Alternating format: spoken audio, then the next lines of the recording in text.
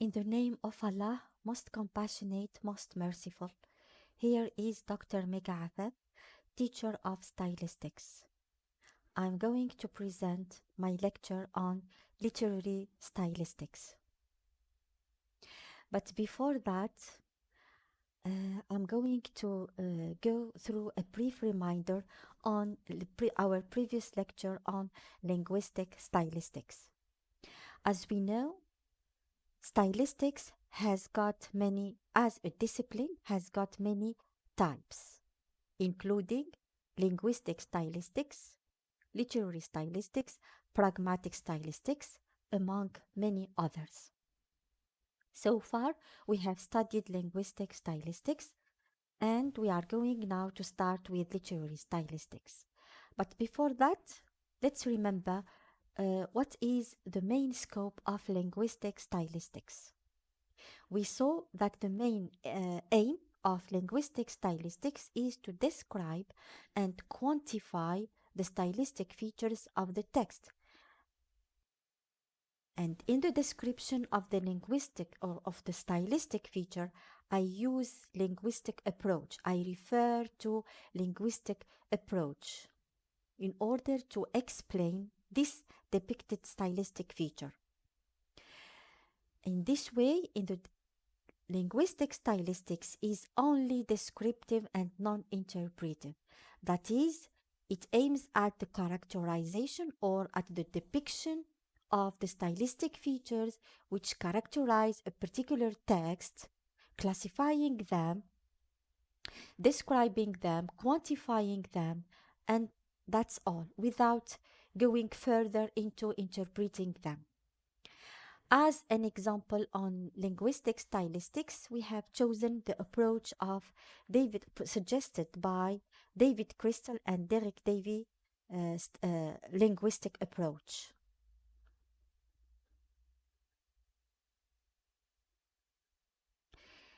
Their approach is based, it starts with the concept that language varies. There is this idea of the variation of language according to the situation or according to the context. That is, the language we use at school, at the university, is not the same language I use at home or in the mosque or in the court or when or in a sport commentary. It varies. The language forms, the vocabulary varies. So as a result, we see that the situation or the context has a direct influence on the text. Then we talked about the stylistic features that we depict from the text must have a connection with the context. This is in the approach of David Crystal and Derek Davy. If this depicted stylistic feature is not connected to context, it's going to be discarded and not studied. Also, the context is referred to, also is another terminology to the word situation. In the approach of David Crystal and Derek Davy, they state we have to start with the conception that language has got levels. And here they have determined the main levels of language, starting with the phonetic graphetic, the phonological graphological, the lexical, grammatical, and semantic. You will see their definitions. You find them in your handouts, of course. Now, we see and we have seen in the approach of David Crystal and Derek Davy that the situation is a very important construct in their approach due to its direct effect on the text. This is why they have studied deeply the situation and come up with some dimensions grouped into three categories. Category 1, it embodies individuality, dialect, and time. 2, medium and participation. 3, province, status, modality, and singularity. Of course, everything was explained in the class, and you have their definitions in your handouts.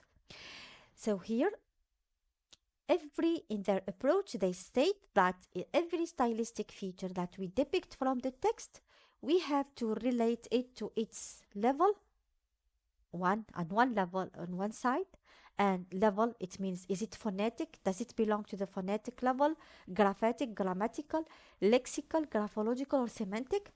And also we have to refer it to the dimensions of stated now, okay, dimensions of individuality or dialect or time. Okay, as an example, I have here I have a text provided by Widowson. This is a brief example in order just to clarify the concept within the approach of David Crystal and Derek Davy. Here we have Widowson of 1992 has just a poem written by the great poet Wordsworth, but before that he provides a description of the scene which appears in the journal of his sister Dorothy as follows. So the following text is written by Dorothy before we read the poem of Wordsworth, but we are going to focus only on the text written by Dorothy. This text reads as follows. When I returned, I found William writing a poem descriptive of the sights and sounds we saw and heard.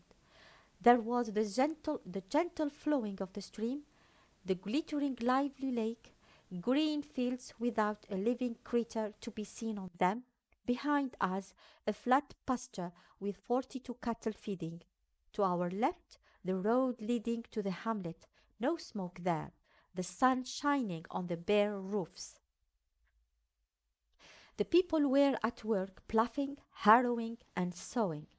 Lasses spreading dank, dogs barking now and then, cocks crowing, birds twittering, the snow in patches on the top of the highest hills, yellow palms, purple and green twigs on the birches, ashes with their glittering spikes, quite bare.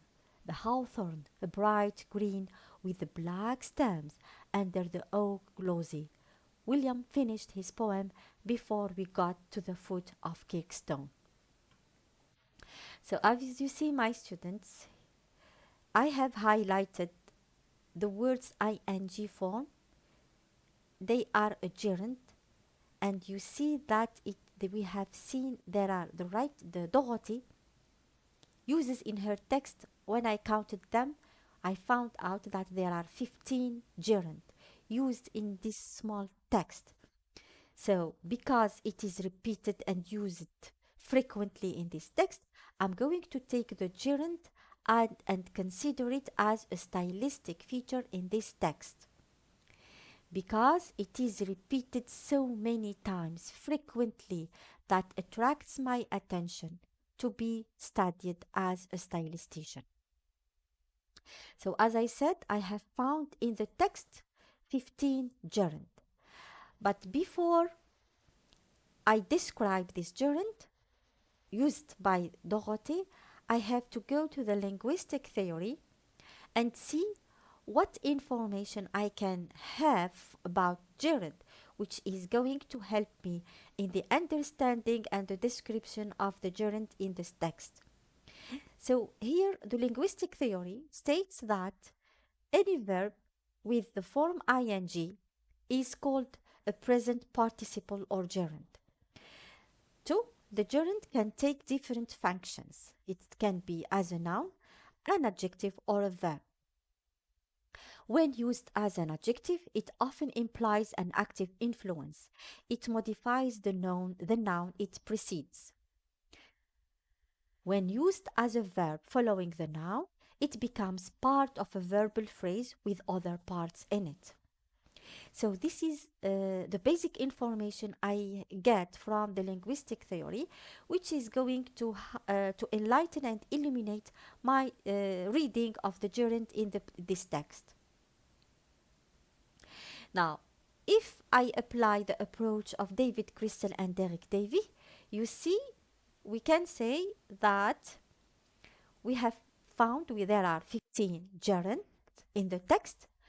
12 are verbs, 3 are adjectives. Then we can relate the gerund.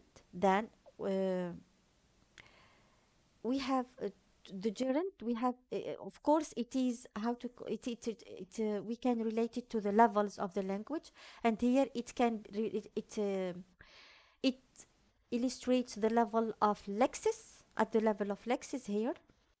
Then after relating it to the level of language, we relate it to the one of the dimensions of the situation that are provided by the scholars. So we can relate the gerund to the situational dimension of modality, wherein the purpose of the writer here is to depict and describe the scene as it is. So this gerund is connected to the situation. At the same time, Dorothy was watching the actions were in process. So this is why she uses the ing form, the gerund, because the moment when she was seeing the scene, it was in action, in process, in movement. So the best way to to depict this scene, she has used the gerund. So this is just the basic example to see how the concept of linguistic stylistics in the approach of David Crystal and Derek Davy. Now, going to the second type in stylistics, it is literary stylistics. From its name, we have literature and we have stylistics. So here it is stylistics, literature. So here it is the application of stylistics in the study of literature, in the study of literary text. Literary text, here we study the language, of course.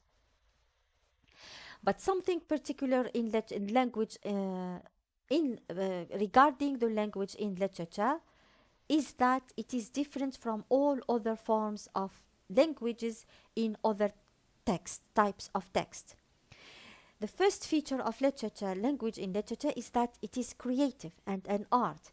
And being creative and art, the writer has the freedom to manipulate the language the way how he sees it fits the message he would like to convey. So he exploits the resources of the language deliberately and systematically. And this is why language of literature is featured by paradox, ambiguity, the contextual change of meaning means words change their meaning if you change their context, irrational association of grammatical categories. Here, when the writer, for example, deviates from the grammatical rules of the language, it is only to convey and to imply meaning. It is not because of deficiency in his knowledge, no. So this is why it is said that language in literature is highly connotative. It connotes, it means there is always implied meaning within, beyond the literal meaning, there is a connotative meaning. And of course, it always calls for the attention of the reader. Now, we now, what is the literary stylistics? Many scholars, we have got many definitions provided by many scholars about literary stylistics. Here, I will provide only two as an introduction. The first definition is provided by the scholar Hassan Gazala, 1998, who says that literary stylistics is the study of the literary style using linguistic description. We know that stylistics, it studies the style, and it studies in style the focus of style, it studies the stylistic feature, and in order to analyze this stylistic feature in the literary text, it uses linguistic description. So linguistics is always present in stylistics. I always refer to my language in linguistics to help me explain and understand the use of such stylistic feature in the text. But what differentiates literary stylistics from linguistic stylistics is interpretation. We saw in linguistic stylistics, we only describe, explain, and quantify the use of the stylistic feature. That's all. Whereas in literary stylistics, we have, in addition to all this, we have to interpret the meaning, the use behind. And this is why literary stylistics answers two questions: how and why. So, I finish reading. Through instinctively finding apparent stylistic features and their functions, and how they contribute and affect our understanding of literary text. Because the meaning is in these stylistic features, and understanding the use of these stylistic features is going to enhance my understanding uh, of the text, of the language, and of the meaning uh, conveyed by the writer.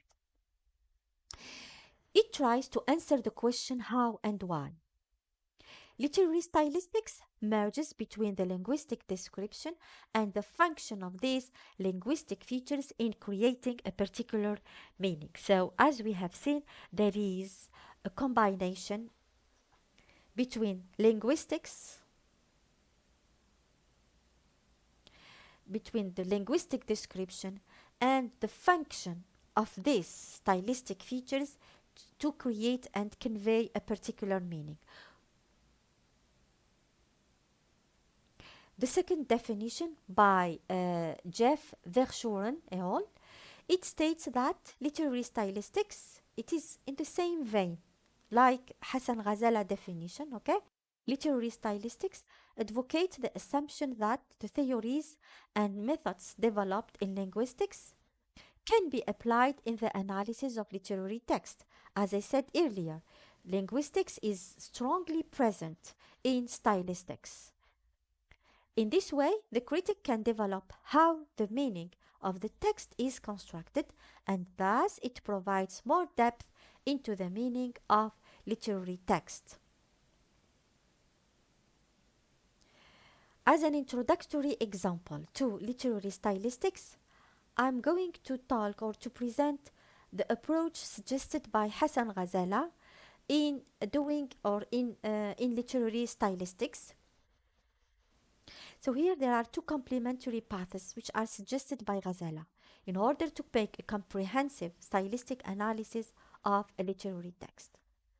So first, before I go further, if the stylistic feature depicted in the text is at the level of sentences, connectors, or paragraphs, here Ghazala gave us some guiding questions which are going to help me in the interpretation of this stylistic feature, that is, sentences or connectors or paragraphs. For example, if I see that the writer uses a particular type of sentences, let's say complex sentences, but these complex sentences is not only used once or twice, but it is used so many times, repeated so many times, that we we consider it as a stylistic feature. It is only then we take it and we focus on it and try to analyze and interpret it. So, if it is a sentence, if my stylistic feature is a sentence, Ghazala help me with guiding questions like that I have to answer during my analysis and interpretation. Why are they chosen to be used in a particular way? What are the implied functions and meanings that can be drawn from them? And do they affect in the interpretation and the direction of the text and participate in it? What relations is between these formal constructive forms? Is it a twin, complementary, or opposition? They are helpful questions which help me in the interpretation of the stylistic feature. The second axis here, it concerns the word choice. It means that if a word choice, it means the diction, the vocabulary, the type of words the writer used. So here, if my stylistic feature is at the level of words only, not sentences or connectors or paragraphs, here also Ghazala gave me gave us questions, guiding questions, which help me in my process of analysis. What I do is that we have to answer these questions. They are very guiding and helpful questions. Why these choices and not others? What is the percentage of its occurrence in the text and its repetition? How much it is repeated? How much does it occur in the text? To what extent do they coexist together? To what extent do these words interact with the smallest and largest context to the text? And finally, how does all this help in the formulation of our interpretations? A very simple example, illustration to now to put the image clear in your minds about what do we mean by a linguistic description and the difference between linguistic description and literary description. Let's consider this road sign which says no U-turn. So if you see, we can read it from two angles. From a linguistic view, you can say that this phrase has three forms. There is no verb, it is a negation, and no punctuation. So what do we notice here? We notice that I do not concern myself with the meaning. I just explain the components of the linguistic components of this phrase. But if I read it from a literary view, then we can say that it is a command. So here I go to further into considering the meaning. It is a command, there is contraction, and there is a very simple language form, so it suits large audience. So this is an introduction, my students, to literary stylistics. Next course, we are going to see, as an illustration to literary stylistics, we are going to see the approach provided by Geoffrey Leach and Mick Short. Goodbye for now.